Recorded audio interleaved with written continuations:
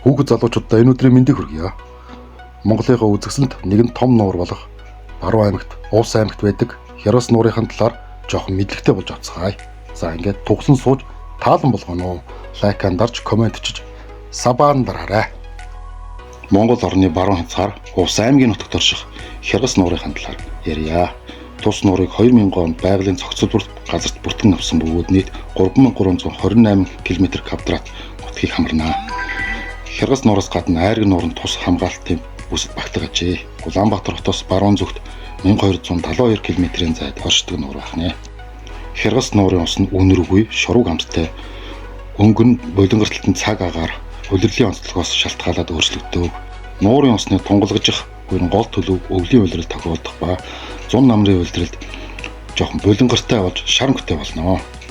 Зун намрын ширүүн салхины улмаас давлгаа усч Ёроолын лаг наалдан хөдөлгөөнд орж цутгал гоолуудын урсцаас ирсэн шороо хэлсэн ирээд тунгалагчд нь багсаж жоохон бохирдолтой болдог. Өвлийн улиралд мөсөн бүрхүүл тогтож динамик хөдөлгөөн багасны улмаас нуурын усын тунгалаг нь чанар нь нэмэгддэг байна. Хяраас нуурын урт нь 83 км, өргөн нь 31 км, эзлэх талбай нь 1481.1 км квадрат юм аа. Дундаж гүн 50.7 м, хамгийн гүн хэсэгтээ 80 м ажээ. Тус нуур нь Увс аймгийн Завхан, Наранбулаг, Цагаан хайрхан, Малчин, Хяргас сумын нутагт их нууруудын хотгорд хан хөхийн нуурын урд хэсэгт оршдог. Нуур нь далайн түвшнөөс дээш 1028 м өндөрт оршно. Хяраас нуур нь тектоникийн хотгор тогтсон учраас эргийн шугам хэрчигдэхтэй. Тийм учраас хэд хэдэн нарийн хошуу төрж орсон байдаг. Тэдгээрийн дотор хамгийн том нь нуурын шугам бөгөөд 7 км байдаг бол Чацарганы шугам 4 км, Могоон шугам 5 км байдаг.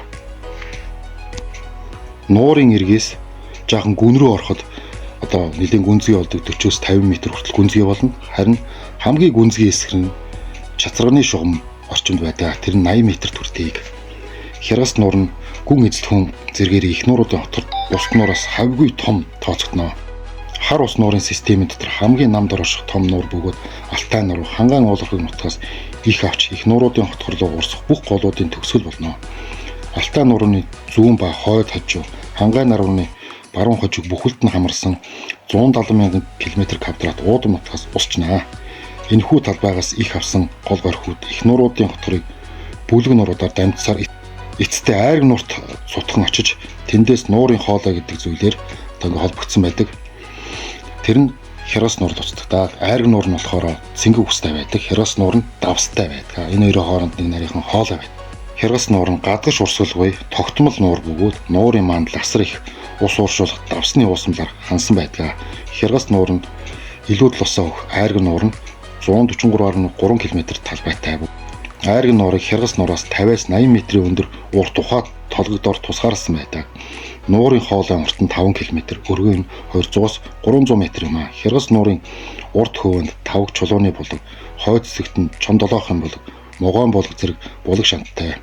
Нуурын хойд ирэг дээр хар тэрэмсийн нэршам хэмээх амралт сувлийн газар ажилдаг бөгөөд дотор өвчин засгаар шан уснаас гадна эмчилгээний чанартай шавар бүхгүй юм аа. Тийм сайхан аршаан байдаг. За Хяраас нуурын бяцхан домгийн нэрээ энэ Хяраас нуурын савдаг гэх нэртэй.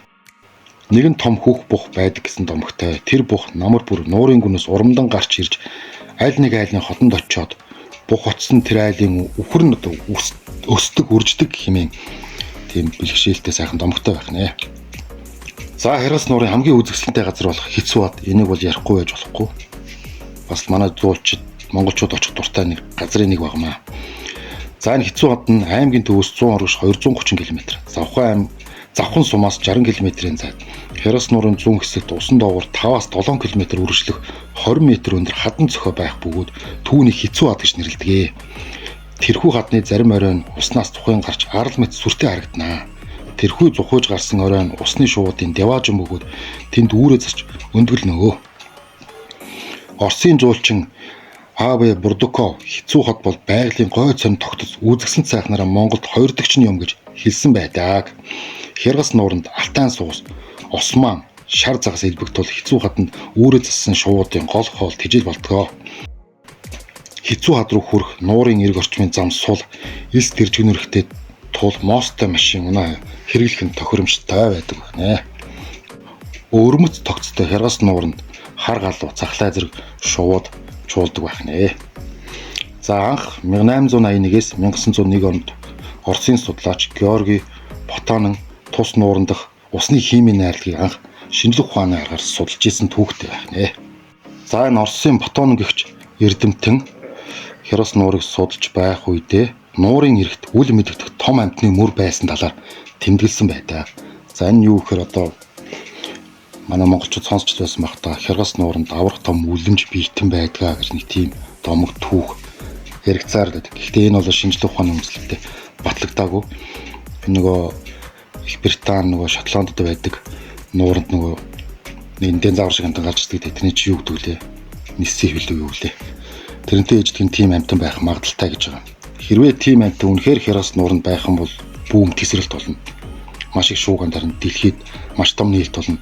Монгол руу маш их аялал жуулч дэрнэ. Үнэхээр үзэсгэлэнтэй гоё. Ястаа үгээр хэлэх аргагүй. Гэхдээ энэ бол нэг домгийн шинжтэй хэл юм. Яг одоогийн байдлаар бол батлагдсан зүйл бол байхгүй байгаа юм лээ. За ингээд хяргас нуурын талаар тодорхой хэмжээний мэдлэгтэй болсон гэдэгт итгэлтэй байна. Манай монголчууд хяргас нуур руу уус аймаг руу аялахаар бол заавал энэ нуурыг очиж үзээрэй. Үзэсгэлэн сайхан хэцүү адаг очиж үзээрэй. Магадгүй ингээд газтаар тэр нөгөө үлгэр домгийн амт нь гараад ирэх юм билүү. Тэрнийхэн зураг мөрөг нь авчих юм за тэгэл гайхалтай шүү дээ.